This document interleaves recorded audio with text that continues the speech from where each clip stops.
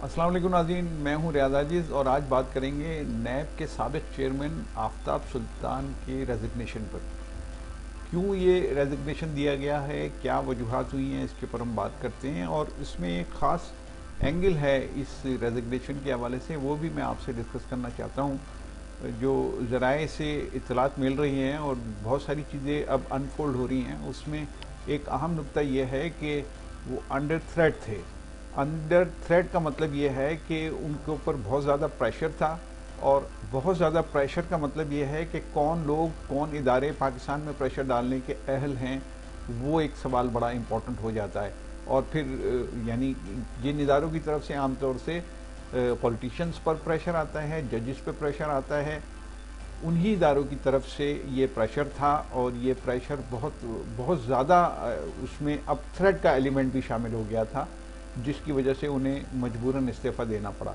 अब इसके अंदर एक सबसे अहम नुक्ता यह है कि मौजूदा गवर्नमेंट जो पिछली गवर्नमेंट को ये कहती रही, यानी इमरान खान की गवर्नमेंट को ये कहती रही कि इन्होंने नैब का इस्तेमाल किया और नैब का इन्होंने बेदरेग इस्तेमाल किया, और इमरान खान ये कहते रहे और अब भी कह रहे हैं वो कि नैब दरअसल कोई और कंट्रोल कर रहा था।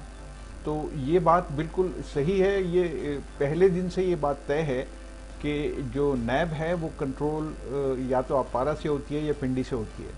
तो ये बिल्कुल तयशुदा अमर है, क्योंकि नैब में जितने अपॉइंटीज़ हैं, जितने नैब के जो जो वर्कर्स हैं, जो काम करने वाले लोग हैं वहाँ पर, वो किसी न किसी तरीके से या तो कनेक्टेड हैं पिंडी और अपारा से, या फिर वो उनके एम्प्लॉय हैं, यानी रिटायर्ड लोग हैं, या हो सकता है कि उसमें से चंद लोग हाजिर सर्विस भी हों जो कवर जॉब कर रहे हों। बहुत सारे लोग होते हैं जो कवर जॉब कर रहे होते हैं मुख्तलिफ इदारों में, लेकिन उनका असल जो मरकज़ होता है वो या पिंडी या अपारा होता है। तो यानी वहाँ पर वो जॉब कर रहे होते हैं और जॉब उनका असल वो होता है, और एक कवर जॉब के तौर पे वो कहीं और किसी इदारे में भी काम कर रहे होते हैं, ताकि वहाँ की इंटेलिजेंस गैदर करके अपने मुतल्लिका बॉस को वो फराहम करें। तो ये एक सिलसिला है, और ये पाकिस्तान में ही नहीं है, ये सारी दुनिया में इस तरीके से कवर जॉब करते हैं इंटेलिजेंस के लोग। तो इसमें कोई अचंबा या अजूबे की बात नहीं है, कुछ अजब नहीं है इसमें, ये एक मामूल की बात है दुनिया की इंटेलिजेंस एजेंसी के कारकर्दगी के हवाले से। यहाँ तक तो बात ठीक है, लेकिन दूसरी जो बात है वो बड़ी इम्पोर्टेंट है कि आप अपनी मर्ज़ी की जो हुकूमतें चलाते हैं, आप अपनी मर्ज़ी के फ़ैसले करते हैं, आप अपनी मर्ज़ी के मामलात आगे बढ़ाते हैं, अपनी मर्ज़ी के लोगों को अपॉइंट कराते हैं, अपनी मर्ज़ी के काम कराते हैं। ये मामला ठीक नहीं है। यहाँ आके इख्तलाफ शुरू हो जाता है। आम तौर से जो जमहूरियत पसंद लोग हैं, जो कानून और आइन की पासदारी करने वाले लोग हैं, क्योंकि ये इंटेलिजेंस एजेंसीज का काम नहीं है, ये किसी भी मुल्क की फ़ौज का काम नहीं है, इस्टेब्लिशमेंट का काम नहीं है, ये उस इदारे के सरबराह का काम है कि वो आइन और कानून के तहत अपने इदारे को चलाए। ये कॉमन सी बात है। लेकिन मसला ये है कि हमारे मुल्क में जो नारे लगा रहे होते हैं हुकूमत में आने के लिए, यानी हुकूमत में आने से पहले जो हमारे सियासी लोग, सियासी जमातों के सरबराहान नारे लगा रहे होते हैं, वो तमाम नारे दम तोड़ जाते हैं उस वक्त जब वो सियासी रहनुमा या सियासी जमातें हुकूमत में आ जाती हैं। यानी अपोजिशन में होती हैं तो नारे लगा रही होती हैं, बड़े बड़े दावे कर रही होती हैं वोट को इज्जत देने की और कानून की और आइन की बालादस्ती की, लेकिन जब हुकूमत में आ जाते हैं तो फिर उनके वो नारे सारे दम तोड़ जाते हैं, और फिर वो वही कर रहे होते हैं जो उनसे पहले की हुकूमत कर रही होती है। इमरान खान का शिकवा यही था कि नैब उनके कंट्रोल में नहीं थी, और वो ठीक कहते हैं इस बात, ये बात बिल्कुल ठीक है। अगरचि मैं इमरान खान का कोई हामी नहीं हूँ, उनके तर्ज सियासत का हामी नहीं हूँ, लेकिन ये बात, बहुत सारी बातें उनकी ठीक हैं, ये बात भी उनकी ठीक है कि नैब कोई और कंट्रोल कर रहा था, तो कोई और ही आज ही कंट्रोल कर रहा है। अब इसमें एक बड़ा अहम सवाल ये है कि एक मैंने आपसे गुजारिश की कि वो लोग, यानी शहबाज शरीफ साहब या उनकी पार्टी या नवाज शरीफ साहब या जरदारी साहब या फजलुर रहमान साहब, ये बातें करते थे जब ये अपोजिशन में थे कि वोट को इज्जत होनी चाहिए, फ़ौज की मुदाखलत नहीं होनी चाहिए, इस्टेब्लिशमेंट की बिल्कुल मुदाखलत सियासत में नहीं होनी चाहिए, अपनी मर्ज़ी के फैसले होने चाहिए। लेकिन एक तो ये तय है कि ये इनको हुकूमत में लाया गया है, अब ये कलेक्टिवली लाया गया, और इसके अंदर बहुत सारी इसमें बहस हो सकती है कि किन किन तरीक़ों से इनको हुकूमत में लाया गया। लेकिन अब हुकूमत में आने के बाद दे आर इंटायरली डिफरेंट। یہ بڑی مضحکہ خیز اور پاکستان کے لیے بڑی شرمناک بات ہے کہ آپ وہ جو نعرے لگاتے تھے وہ عوام کو بے وقوف بنانے کے لیے. اب میں اس سے پہلے بھی ایک ویلاگ کیا میں نے، اس میں نے یہ بات کی، یہ نقطہ اٹھایا کہ سیاستدان حکومت میں آنے کے لیے جھوٹ بولتے ہیں، سیاسی جماعتیں اور ان کے سربراہان حکومت میں آنے کے لیے جھوٹ بولتے ہیں، اور جب حکومت میں آ جاتے ہیں تو ظاہر ہے کہ جھوٹ بول کے آ جاتے ہیں، تو اس کے بعد وہ اب کیا کرتے ہیں کہ اب حکومت میں جب آ گئے تو اب ان کی ساری توانائیاں جھوٹ بولنے کے علاوہ حکومت بچانے پہ مرکوز ہوتی ہے.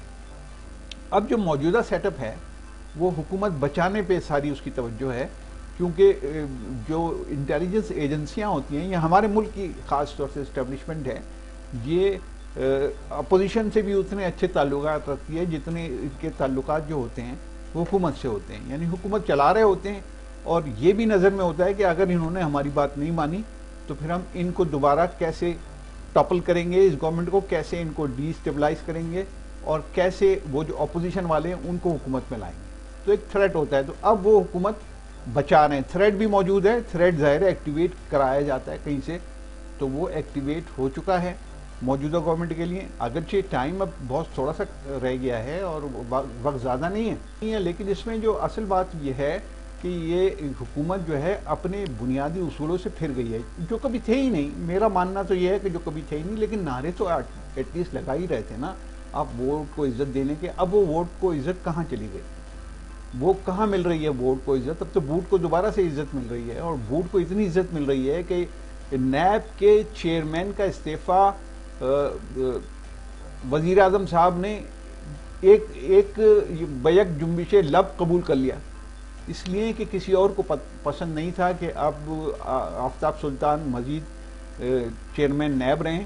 اور اس کی وجہ یہ تھی کہ آفتاب سلطان نے بہت ساری باتیں ماننے سے انکار کر دیا تھا. لیکن اس میں پھر کہہ رہا ہوں کہ جب تک تو انہوں نے یہ بات نہیں ہے کہ اسی مہینے کوئی پریشر آیا ہے، یہ کوئی بات نہیں ہے کہ ایک ہفتے پہلے یا 10 دن پہلے یہ پریشر آیا. یہ پریشر پچھلے 4 مہینے سے 5 مہینے سے نیب کے چیئرمین پہ تھا.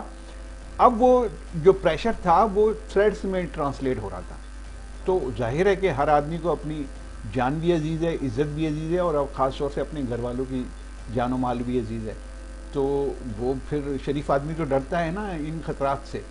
تو بس ہمارے دوست کہہ رہے ہیں کہ نیب کے چیئرمین کو استعفیٰ نہیں دینا چاہیے تھا، ایک اچھا آدمی ہے، وہ اچھا آدمی چلا جائے گا تو دوسرا آدمی آ جائے گا، یعنی ایک ایسا آدمی آ جائے گا کہ جو کمپیٹنٹ اتھارٹی نہیں ہے یا اصولوں پہ نہیں کھڑا ہوتا، تو وہ گیپ ایسا آدمی فل کر دے گا جو چیئرمین نیب آفتاب سلطان کے جانے سے کریٹ ہوا ہے، کہ جو ایک کمپیٹنٹ آدمی نہیں ہوگا یا اصولوں پہ سمجھوتا کرنے والا آدمی آ جائے گا، پھر وہی کام شروع ہو جائے گا.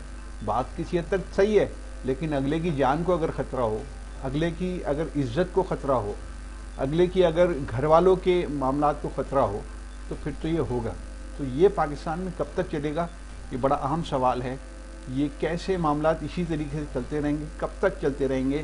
کب تک ہم پپٹ کی طریقے سے ہمارے سیاستدان یوز ہوتے رہیں گے اور اپنی ڈوریاں خود جا کر وہ کبھی آپارا کے حوالے کرتے ہیں، کبھی وہ پنڈی کے حوالے کرتے ہیں، اور ان کی مرضی سے وہ مووڈ ہونا بہت زیادہ اس میں خوش ہوتے ہیں اور اسی میں اپنی تقریر سمجھتے ہیں. بڑی شرمناک بات ہے. اجازت چاہتا ہوں. اللہ حافظ.